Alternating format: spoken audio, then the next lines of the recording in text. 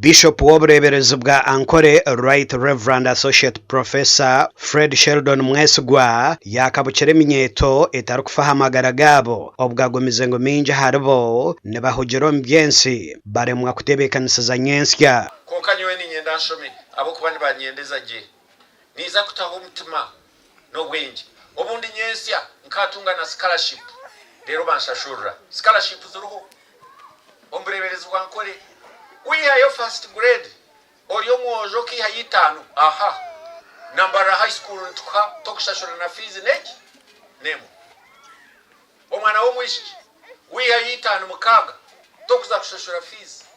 so reka kweja garaza akasigazi kakakureba kina kaduka karimo biriti ni osheka juju hwa bwenje obiriti ni wokwenda obiriti abazihonoza kujya abo kwemera ungansima mukama abo kikiriza izoberi kandi kikashyikirira bishemwe gatwatanise terero hango mungaro bisho kubiti yagoyija akomeza oguyagambe ebi obuyabaryo mu buriso bwa Nyakitunda ombusabadiko no bwa Kabingo omu district y'Isingiro aha mukorogo kusibura abakristayo omwaka ogu ekibuzo kiringu nyowe ni iwe niki cyo rwesiga munonga iki cyo rufitaho umutima gwawe kabanho gwahugira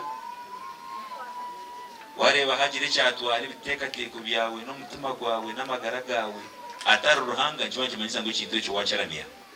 kandi ubwo ruhanga nwe yakikwire nisima ruhanga kandi wantorine kuba muhereza we rukumirwenda kinana mukaga nibwo kitandika nibwo ukwetwa kutandika abo kubobona ubwo najunwa kabandi yo musigazi muto w'emyaka 29 nahurro kweta kwetwa kuzombuhereza nahurra nayakira Yesu nkomujoni wanje kuna yakira Yesu nkomujoni wanje nangwe cyo kutangaza kandi nyera kuzombuhereza ntakajunurwe kanaterebuka munonga ndaje kandi Bishop yatugarukaho ngo ni Bishop Onsasire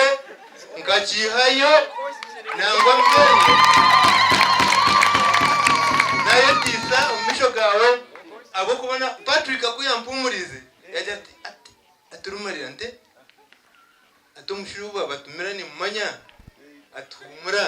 nza gukora nawe yenda kusimo mushijo aha myaka nkaga nena Bishop Sheldon yasikia myaka 16 nka Bishop wa katano w'obureberezi bwa Ankole kandi naije kuba nahumura mwaka gurukwijogwe 2027 aho akaciko katirweho okutora na Bishop omusya gasha kwa Erakiza ahabwa gacencwire